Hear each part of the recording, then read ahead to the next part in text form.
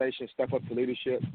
I understood how important a program was, not just being in a young man's life, because mentorship is very important. It's very serious, and especially in the black community. But I wanted to say that I didn't just want to create a program. I want an organization that can focus on the inner person. So building up character, focus on interpersonal skills and social and personal etiquette, because you can fix up the outside, but the inside still can be the same. So I realized I had to change more within myself and not just the outer appearance. And so my nonprofit, again, we focus on young boys from the age of 9 to 17 years old. And so what we do college readiness, business and trade, financial literacy. Let's go on and on. And started my own clothing line, Ark Inspire, which is a motivational apparel. And as long as with working on my second book right now and traveling around the world inspiring people.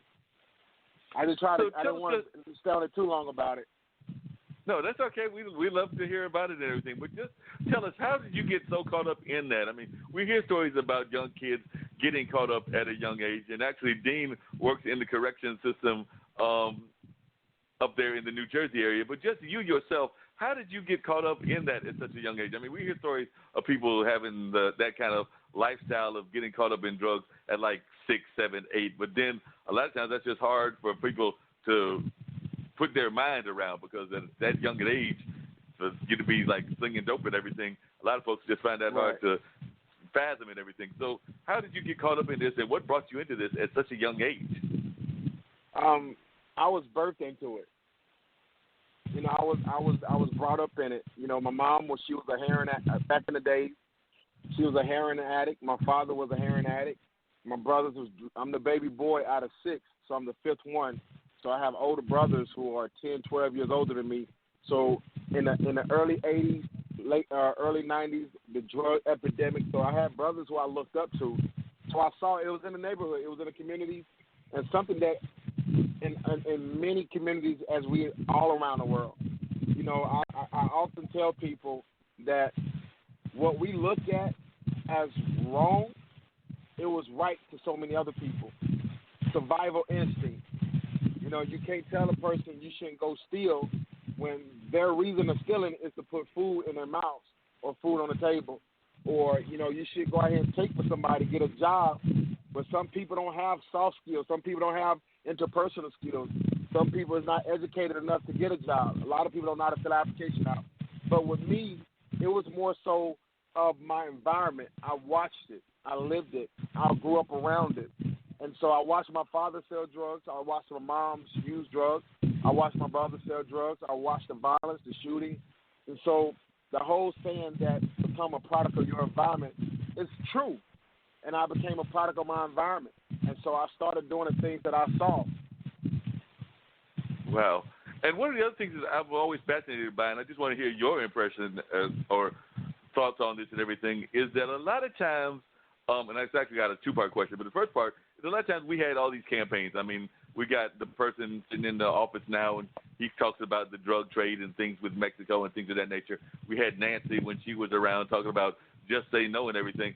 But as best I can tell, and you can tell me if I'm wrong because you were involved in the trade for a while, most of these, they're talking about stopping it, but you're not stopping it at the roots, because if you're going to stop it at the roots, then you'd have to stop, like, government involvement, because as best I can tell, I mean, I don't know that many brothers that own a Cessna plane or own some of these other planes that get the drugs from some of the other parts of the world into our parts of the world. So I was just wondering what your thoughts are when you hear about these people that are talking about, you know, stopping drugs and everything and stopping them from coming into the culture, when it seems to me that America just in general is rooted in the drug culture. Yes, it is. And it is deeper. It's deeper than that. You know, anytime something ends up on somebody else's doorstep, that's when it becomes a problem. You know, when the drug epidemic started affecting the white culture, that's when it became a problem. But as long as it affected the black communities, it wasn't a problem. And it's just like black-on-black crime. It's just like the Black Lives Matter. You know, we can protest, we can scream, but so many people don't understand. We don't take it serious until it gets close to our doorstep. and it's the same. Yes, it's to the root. It's deeper than it's coming. Like it's coming from a higher source. You know, it ain't just coming over. It's coming from a higher source. And so, it's bigger than us, man. I really, like I said, when it comes down to the drug epidemic and the guns in the black communities, it's coming from a higher source. We don't have the control. We are definitely consumers when it comes to that, and so that's a great That's a great subject too. Yeah, because one of the things that really fascinated me is, as I was just talking to Dean before you got on, I was talking about some of the things that we do every week about that I had been involved in just because I'm involved in the cultural world and everything here. And, of course, every once in a while, those brothers of us that have beards and mustaches and all that lovely hair stuff, it gets wild. So before I went out to the public and everything and, did my MC job, I had to go to my barber and get myself at least somewhat presentable. And when I went there was a young brother from Orlando. And Orlando, everybody thinks of Orlando as Disney World, the lovely world of Disney. I got another friend that lives in Vegas and is a professor out there. And both of them have told me that, we might think in the general public about these places as wonderful resort areas. But he was letting me know, and this was a young brother, probably in his, I was to guess ages, and I'm horrible at guessing ages. I'd probably say early to mid-20s, maybe late 20s at the oldest. But he was saying that Orlando, Orlando, Florida, which we all think of that as Mickey Mouse and Disneyland, they've got a serious drug epidemic down there. And as I thought about it, I'm like, well, it ain't that far from Miami. It made sense. But, we don't think about that because a lot of times they want to keep those safe environments safe. So, of course, they're not going to let but so much of it happen in Disney World. But at the same time, it's impacting the communities around Orlando. Mm-hmm. Yeah, you have Orlando, Florida, Miami. That's all at the coast. Everything's coming over the water. You got a lot of people who we're focused on Mexico, where they're coming from Dominican Republic. These people coming from all over. Regardless of them trying to block people from coming over, they can't. We worry about the people that's trying to come over. We have to worry about those that's already here. Yeah, that's very true. You know what I'm saying? So it's bigger than us. It's bigger than us, and you're not going to stop drug epidemic. You're not going to stop. I have a drug, as well as my nonprofit. I have a drug prevention awareness program, and that stemmed from me being a young man who grew up around it, who witnessed it. I started using drugs at an early age. I started using pills, and so a lot of these young people are already tampering with things. So it's not the cocaine no more. It's the prescription drugs. It's the over-the-counter stuff. These kids are using things that's over-the-counter. So the cocaine and marijuana is legal in almost every state now. So what are we really fighting? And so now you have the opioids, you have the fentanyl, you have these things that's given by doctors. So now we're worrying about the immigrants, drug dealers. No, it's the pharmacists that's legal drug dealers that's selling it illegally. And so, right. It's yeah. And part of that is that, and I think that's part of the reason that even with whether it's the Obamacare or some of the other things that have been put out there in the past, those are some very powerful lobbies. They're not trying to have but so much regulation. I mean, I work here in North Carolina, which is home of Glaxo Wellcome, one of the biggest pharmaceutical companies in the country and everything, and actually in the world. So, and there's other ones that are here in the Durham area because this is a Research Triangle Park area. So a lot of times, you're right, they're not going to be fighting but so much regulation because while they say they don't want people addicted to it, they also want to make their profit. Mhm. You don't want. They're gonna do anything that's in their power not to cut their own hands off. So yeah, that's something that we don't have no control over. Wow, you're absolutely right. And one of the other things I was just curious about, if you would just elaborate a little bit on it and everything, is tell us about these two books. So like I said, you mentioned the book, and I know you already published the first book and you're working on the second one. So was the first book just kind of like your life story, or what was that first book? Well, we're working on right now. I'm working on a series.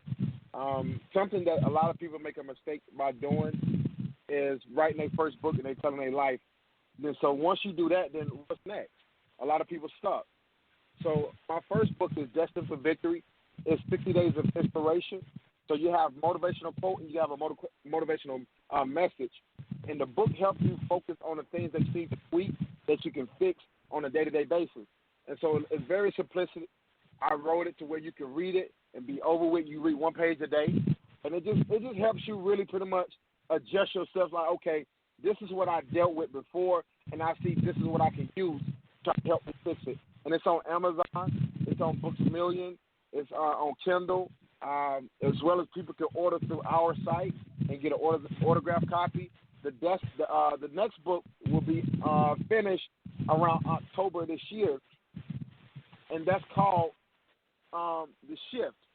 So I'm really stuck in between two names with the book. So I'm liking the word shift or put something with drive. I mean, put it in drive. I don't really know yet, but that will be decided hopefully within the next month. But we will be done and finished with everything, and the book will be out by October. Same thing, same concept, but it's going to focus more on you making the shift to make things happen. Then my first book, actually, I already have the title to that one, which is Uneducated and Misunderstood. That's a book that is really talking about me as a child. When I grew up in a family, in a household, where everybody in my entire family, my father, my mother, every one of my siblings dropped out of high school. And so that talks about what we're facing with today. So many of us are witnessing what our young people are going through, but we misunderstand what they're really dealing with. And so even though I made a lot of poor decisions as a kid, my structure, my roots, my environment, if you would have visited, you would have understood, you would have had an answer to my actions. So the first book that I'm going to start talking about my life is Uneducated and Misunderstood. Well, and what are some of the reasons that you think so many of our youth are dropping out of school? Because, I mean, I know one of the things that a lot of the education system is not geared toward us. I mean, I work for a measurement company, Measurement Incorporated, which is a testing company, as well as some of the things I do in the cultural world. And I have seen some of the test items and some of the things of that nature that don't seem to be geared toward us. We know a lot of times there are not enough strong black male figures within the school system in terms of teachers and things of that nature. But just from your own experience, what were some of the things that you saw as a student that led you not to want to be that much involved in the school system and to drop out, and that you saw from your peers as well as your relatives? Well, I can say this. They're not teaching like they used to teach back in the days. And we had teachers who taught, who cared about education. And what I see now is that they're allowing kids now not to be taught because they're allowing devices, they're allowing the new world era of gadgets. Now everything, it ain't a chalkboard. Now everything is a digital board. Kids don't have to bring books home. There's not homework. Everything is all about testing. So education now is boring.